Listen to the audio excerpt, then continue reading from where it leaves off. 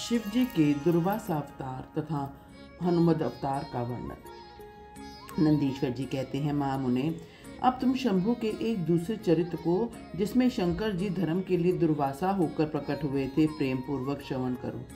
अनसुया के पति ब्रह्मदेव तपस्वी अत्रि ने ब्रह्मा जी के निर्देशानुसार पत्नी सहित ऋषकुल पर्वत पर जाकर पुत्र कामना से घोर तप किया। उनके तप से प्रसन्न होकर ब्रह्मा, विष्णु और महेश्वर तीनों उनके आश्रम पर गए। उन्होंने कहा कि हम तीनों संसार के ईश्वर हैं, हमारा अंश हमारे 3 पुत्र होंगे जो त्रिलोकी में विख्यात तथा माता पिता का यश बढ़ाने वाले होंगे। यूं कहकर वे चले गए। ब्रह्मा जी अंश से चंद्रमा हुए, जो देवताओं के समुद्र में डाले जाने पर समुद्र से प्रकट हुए थे। विष्णु के अंश से श्रेष्ठ संन्यास पद्धति को प्रचलित करने वाले दत्त उत्पन्न हुए और रुद्र के अंश से मुनिवर दुर्वासा ने जन्म लिया।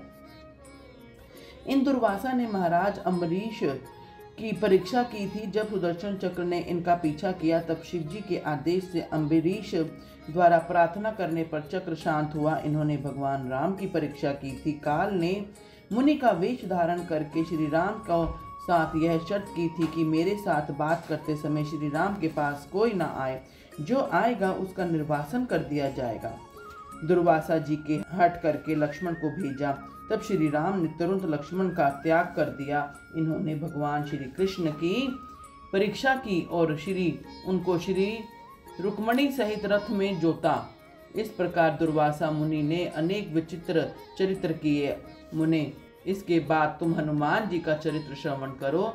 हनुमद रूप से शिव जी ने बड़ी उत्तम लीलाएं की हैं। विप्रवर, इसी रूप से महेश्वर ने भगवान राम का परम हित किया था। वह सारा चरित्र सब प्रकार के सुखों का दाता है, उसे तुम प्रेम पूर्वक सुनो। एक समय की बात है, जब अत्यंत अद्भुत लीला करने वाले गुणशाली भगवान शंभु को विष्णु के मोहिनी रूप का दर्शन प्राप्त हुआ।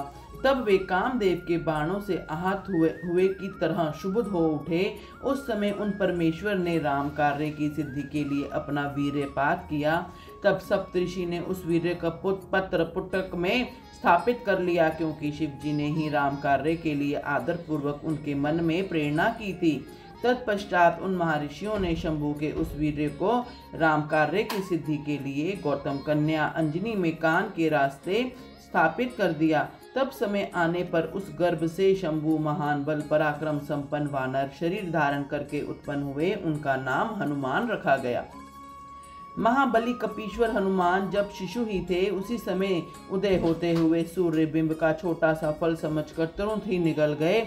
तब देवताओं ने उनकी प्रार्थना की, तब उन्होंने उसे महाबली सूर्य जानकर उगल लिया। तब देव ऋषियों ने उन्हें शिव का अवतार माना और बहुत सा वरदान दिया। तदंतर हनुमत अत्यंत हर्षित होकर अपनी माता के पास गए और उन्होंने यह सारा वृतांत आदर पूर्वक कह सुनाया। फिर माता की आज्ञा से धीर वीर कपि हनुमान ने नित्य सूर्य के निकट जाकर उनसे अनायास ही सारी विद्याएं सीख ली। तदंतर रुद्र के अंशभूत कपि श्रेष्ठ हनुमान सूर्य की आज्ञा से सूर्यांश से उत्पन्न हुए सुग्रीव के पास चले गए। इसके लिए उन्हें अपनी माता से भी अनुज्ञा मिल चुकी थी। तदंतर नदीश्वर ने भगवान राम का संपूर्ण चरित्र संक्षेप में वर्णन करके कहा, मुने, इस प्रकार कपि श्रेष्ठ हनुमान ने सब तरह से श्री राम का कार्य पूरा किया। नाना प्रकार की लीलाएं की, असुरों का मार्ग मान मर्दन किया, भूतल पर राम भक्ति की स्थापना की और स्वयं भक्ता ग्रनंगे होकर सीताराम को सुख प्रदान किया। वे रुद्रावतार ऐश्वर्यशाली हनुमान लक्ष्मण के प्राणदाता, संपूर्ण देवताओं के गर्वहारी और भक्तों का उद्धार करने वाले हैं। महावीर हनुमान सदा राम कार्य में तत्पर रहने वाले, लोकों में रामदूत नाम से विख्यात, दैत्यों के संहारक और भक्तवत्सल हैं। तात, इस प्रकार मैंने हनुमान जी का श्रेष्ठ चरित्र, जो धन कीर्ति और आयु का वर्धक और संपूर्ण अभीष्ट फलों का दाता है, तुमसे वर्णन कर दिया है।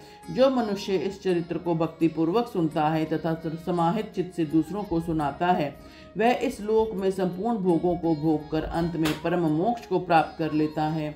बोलो हर हर महादेव।